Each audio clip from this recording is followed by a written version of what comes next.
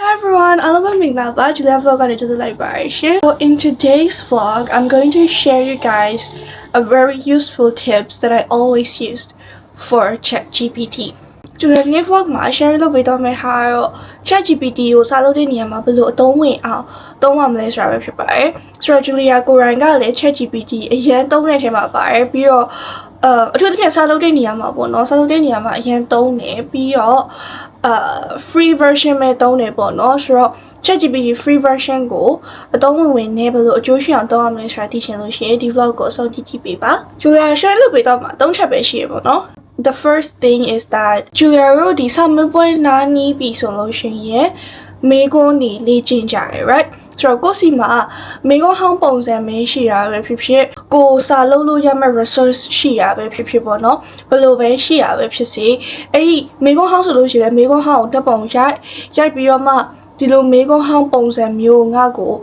နောက်ထပ်ဘယ်နဲ့ set ထုတ်ပေးပါဘယ်နဲ့ set လုပ်ပေးပါပေါ့အဲ့လိုမှမဟုတ်ဘူးဆိုလို့ရှိရင်ကိုတင်ထားတဲ့ lessons တွေကိုတက်ပုံရိုက်ပြီးတော့မှဒီ lessons တွေနဲ့ပတ်သက်ပြီးတော့ငါအတွက်မေကွန်းထုတ်ပေးပါပေါ့နော်ဒီ lessons တွေအသုံးပြုပြီးတော့ငါ့ကိုဒီလို question type multiple choice ပဲဖြစ်စေ true or false ပဲဖြစ်စေ short answers ပဲဖြစ်စေအဲ့လိုမျိုးထုတ်ပေးပါဆိုပြီးတော့ကျွန်တော်မေကွန်းတွေ practice လုပ်လို့ရတယ် free version မှာလေ PDF file နဲ့တခါလေးကိုအဲ့လိုတန်းဖြည့်လို့ရအောင်ထုတ်လို့ရပါမယ်တော့တော့အများကြီးမရအောင်ပေါ့နော်အဲ့လိုလောက်တာများလို့ရှိရင် plus ဝယ်ဖို့လို့ note တက်လာတတ်တယ်ဆိုတော့ Julia အနေနဲ့ဘယ်လိုလုပ်လို့ရလဲဆိုလို့ရှိရင်အဲ့ဒီသူ့ကို PDF file မထုတ်ခိုင်းမနေကြ question မဲလုပ်ခိုင်း question လုပ်ပြီးတော့မှကိုက Google Docs တို့ Words တို့တွားပြီးတော့မှအဲ့လိုမျိုးရှာကြည့်ကြည့်ပေါ့နော်လုပ်ကြည့်ကြည့်ပေါ့နော် file လုပ်ကြည့်ဖို့လို့ recommend ပေးပါတယ် Julia ကိုရဆိုလို့ရှိရင်လည်းဒီကျောင်းက exams တွေလာတော့မယ်ဥပမာ help note ယူလို့လည်းမရအောင် close book လည်းဖြစ်တယ်အဲ့လိုpractice လုပ်ဖို့လည်းဘယ်က practice လုပ်အောင်မသိဘူး resource မရှိတဲ့ဟာမျိုးဆိုလို့ရှိရင် Julia ကအဲ့ဒီ ChatGPT ကိုတွားပြီးတော့မေကွန်းဟောင်းထုတ်ခိုင်းနေမေကွန်းပုံစံထုတ်ခိုင်းပြီးတော့ဖြည့်ကြည့်ရဖြည့်ကြည့်ပြီးရင်သူ့ကိုပဲဒီအဖြည့်ပြည့်စစ်ခိုင်းနေပေါ့နော်နောက်တစ်ခု the second stage ကကျတော့သူဒါလည်းအဖြည့်စစ်ခိုင်းတဲ့ဟာကိုတွားရပေါ့နော်ဆိုတော့ကိုရေးထားတဲ့ဟာတွေကိုဖြည့်ထားတဲ့ဟာတွေကိုကျောင်းအိမ်စာလုပ်ထားရဆိုလို့ရှိရင်အဲ့ဒီဟာတွေအကုန်လုံးကို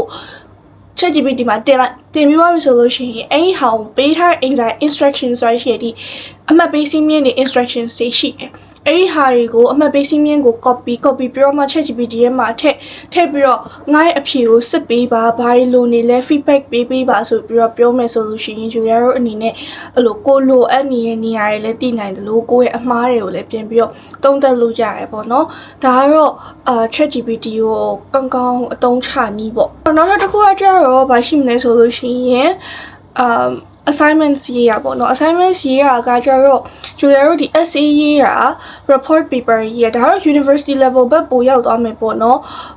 high school students ရော Julia တိတ်မပြောတတ်ဘူး intention letter ရေးရပြီ scholarship application letter ရေးရပြီ blue letter ရေးရပြီဖြစ်ရေးရဟာအကုန်လုံးမှာ instructions ရပါတယ်ဆိုတော့ Julia အနေနဲ့အဲ့ instructions တွေကို copy လုပ်မယ် ChatGPT မှာ paste လုပ်လိုက်မယ်ပြီးတော့ကိုလိုချင်တဲ့ပုံစံဘယ်လိုရေးပေးပါဆိုပြီးတော့သူ့ကိုလိုချင်တဲ့ပုံစံပြောမယ်ပြင်ကိုအကြောင်းဒီဟာရေးဖို့လို့ပေါ့နော်လုံလောက်တဲ့ resource ကိုသူ့ကိုပြောပြမယ်ပေးမယ်ဆိုလို့ရှိရင် ChatGPT ကနေပြန်ပြီးတော့ထုတ်လာပေးလိမ့်မယ်တချို့တော့လေရေးပေးတာမျိုးရှိရပေါ့နော်ဒါပေမဲ့ကိုကရေးပေးရဆိုလို့ရှိရင်ကျတော့လေ copyright မိနိုင်copyright မဟုတ်ဘူး AI မိရကွာ plagiarism မိရဆိုတော့အဲ့လိုမျိုးမဖြစ်အောင်လို့ဒီ instruction ရှိရငါဒီလိုရေးရမယ်ဆိုတော့အဲ့တော့ငါ outline ပေးပါဆိုလို့ရှိရင်သူကဒီ topic တလောက်ရေးပေါ့နော် introduction မှာဒီအကြောင်းအရာရေး body 1မှာဒီအကြောင်းအရာရေး body 2မှာဒီအကြောင်းအရာရေးအဲ့လိုမျိုးထွက်လာလိမ့်မယ်ကွာအဲ့ဒီထွက်လာတဲ့ဟာကိုကြည့်ပြီးတော့မှ Julia တို့က okay ငါ outline ရပြီအဲ့ outline အတွက်တစ်ချက်ကိုကပြန်ပြီးတော့ research လုပ်မယ်ကိုအတန်းထဲမှာသင်ထားတဲ့ဟာတွေကိုပြန်ပြီးတော့လေ့လာမယ်ပြန်ဖတ်မယ်ပြီးတော့ဒီ outline နဲ့ဝင်အောင်ရေးမယ်ဆိုလို့ရှိရင်ဘာရေးရမလဲဆိုတဲ့ဟာခေါင်းစားနေဖို့လို့အတွက်အချိန်ပေးကြမလို့တော့ကွာဘာလို့လဲဆိုတော့ဟိုကတခါရေးဖို့လို့ outline ရပေးပြီးသားဆိုတော့အဲ့ outline ကို follow လုပ်ပြီးတော့မှပဲကိုရေးချင်တဲ့အကြောင်းအရာကိုတေချာလေး research လုပ်ပြီးတော့ရေးလို့ရတယ်အဲ့လိုရေးပြီးတော့မှတစ်ခါပြန်ပြီးတော့ခုနကJuliaဒုတိယအချက်မှာပြောခဲ့သလိုမျိုး ChatGPT ကိုပြန်စစ်ပေးပါအမှတ်ပေးစီမင်းကတော့ဒီလိုရှိရဲငါရေးထားပဲနားလို့နေလဲပြန်စစ်ပေးပါဆိုပြီးတော့ပြောလို့ရှိရင်တော့ပြန်စစ်ပေးမယ်ပြီး feedback တွေပြန်ပေးမယ်အဲကြောင့်မှကွာတစ်ချက်ပြန်ပြီးတော့ပြင်လိုက်ပေါ့နော်ဒီ assignments ရေးရတဲ့ပတ်သက်ပြီးတော့နောက်ထပ်တစ်ခုကကျတော့ ဘာရှိတယ်လဲဆိုတော့ resource တွေတောင်းတာပေါ့နော်ကိုကအဲ့လို research report ရေးရဆိုလို့ရှိရင် reference တွေ citations တွေထည့်ရတယ်ကိုတည့်ရဲ့အကြောင်းအရာကြီးပဲရေးလို့မရဘူးဒီကိုယူထားတဲ့ knowledge ရဲ့ source ကိုပါထည့်ပေးရတယ်ဆိုတော့ဒီ topic နဲ့ပတ်သက်ပြီးတော့ဘယ် source တွေကကောင်းတာလဲ Julia တော့ဘယ်ဟာကိုတွားပြီးတော့လေ့လာမှလဲဆိုတာကကိုယ်တိုင်ရှာနေဆိုလို့ရှိရင်အရင်ကြိုက် maybe Google Scholar မှာတော့ရှာလို့ရတဲ့ apps ကို host တွေ now Google Wikipedia စတဲ့ဟာတွေမှာတော့ရှာလို့ရတယ်ဆိုပေမဲ့လည်းအချိန်အရင်ကုန်တယ်ကွာဒါတကယ်ရေးဖို့တဲ့သူတွေဆိုလို့ရှိရင်အကုန်သိပါတယ်အဲ့ဒီ resource ရှာရတဲ့ဟာဘယ်လောက်အချိန်ကုန်လဲဆိုတာအဲ့တော့ဘာလို့ရလဲဆိုတော့တခါ AI ကိုမေးလိုက်မယ်ဒီ topic အတွက်ဒီနေရာဒီ area အတွက် research လုပ်ဖို့လိုတယ်ဆိုတော့ငါလိုအပ်တဲ့ research အတွက်တင်တော့ resource link တွေပေးပါဆိုလို့ရှိရင် link တစ်ခါချပေးရကွာဒါပေမဲ့အဲ့နေရာမှာဘာ error ရှိတတ်လဲဆိုတော့သူက link ချတဲ့အခါမှာအဲ့ link တွေက easily accessible မဖြစ်ဘူးကွာ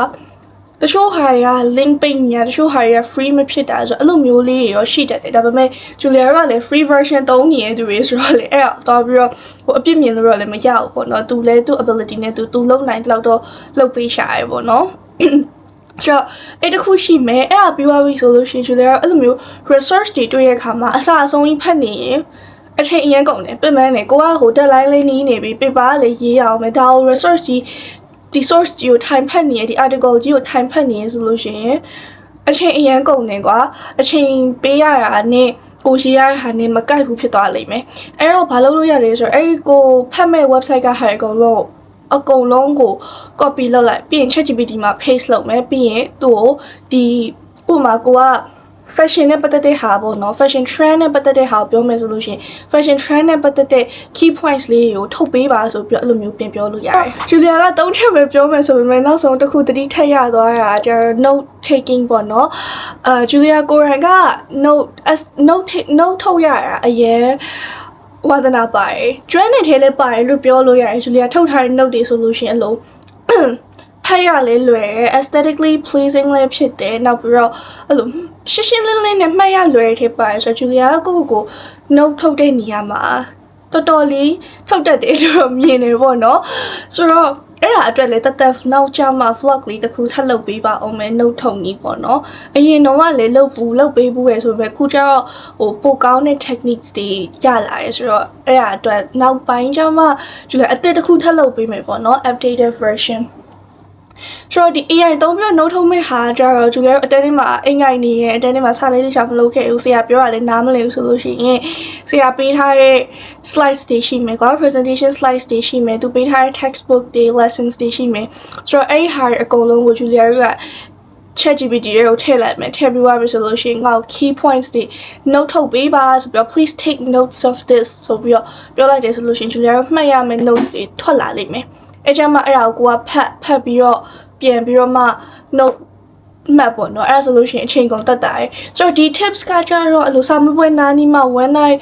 one subject one night လုံးမဲ့သူတွေစာမပွဲနားနီးမှာစာထားကြည့်မဲ့သူတွေအတွက်တော့တော်တော်အသုံးဝင်မှာပေါ့နော်ဘာလို့လဲဆိုတော့ Julia ကိုယ်တိုင်လည်းတချို့ဘာသာရေးဆိုလို့ရှိရင်အဲ့လိုလုံးခဲ့ရတဲ့ထဲပါတယ်ကွာအဲ့လိုစာကြည့်ချိန် review လုပ်ချိန်မရလိုက်တော့အဲ့လိုမျိုးလုပ်ခဲ့ရရလည်းရှိရယ်ဆိုတော့အဲ့ဒါကတော်တော်လေးအသုံးဝင်မှာပါတကယ်လို့ကိုရဲ့ lessons တွေ subjects တွေကတပုံဘယ်လိုပြောမလဲ slides တွေမဟုတ်ဘူး copy paste လို့မရဘူးဆိုလို့ရှိရင်လည်းအဲ့ဒါတွေကိုတပုံရိုက်ပြီးတော့မှအဲ့ text ကို scan လုပ်ပြီးတော့တပုံနဲ့ text ထုတ်ပြီးတော့မှအဲ့ဒါကို ChatGPT ရေးထည့်လိုက်တယ်ဆိုလို့ရှိရင်အတိုင်းလေးအလုပ်လုပ်လို့ရတယ်ပေါ့နော်ဆိုတော့ဒီအချက်တွေအကုန်လုံးက Julia AI နဲ့ပတ်သက်ပြီးသုံးတဲ့အချက်တွေပေါ့နော်ဆိုတော့ overall အနေနဲ့ပြောရမယ်ဆိုလို့ရှိရင်တော့ကိုလိုချင်တဲ့ပုံစံနဲ့ instructions နဲ့အကုန်လုံးပေါင်းပြီးတော့ ChatGPT ကိုခိုင်းတတ်တယ်ဆိုလို့ရှိရင်လိုအပ်တဲ့ requirements တွေပြည့်အောင်သူကပြန်ပြီးတော့ပေးနိုင်တယ်ပေါ့နော်အခုကကျတော့ plagiarism မိမဲ့ဟာတွေရှိရဲအဲ့လိုမျိုးတန်းပြောလေ copy လို့မရဘူးဒါပေမဲ့ ChatGPT ကိုအတိုင်းအကုန်လုံးအစအဆုံးကိုယ့်အတွက်အလုပ်လုပ်ခိုင်းတာမဟုတ်ပေမဲ့ကိုယ်လုံးမဲ့ဟာကို guide လုပ်ပေးနိုင်တာမျိုးအဲ့လို structure ပေးနိုင်တာမျိုးကိုလုပ်တယ်ဆိုလို့ရှိရင်ကကိုယ့်အတွက်အများကြီးအသုံးဝင်နေကွာဆိုတော့သုံးတတ်တယ်ဆိုလို့ရှိရင်တော့တော်တော်လေးအသုံးဝင်တဲ့ tools တွေမှာပါတယ်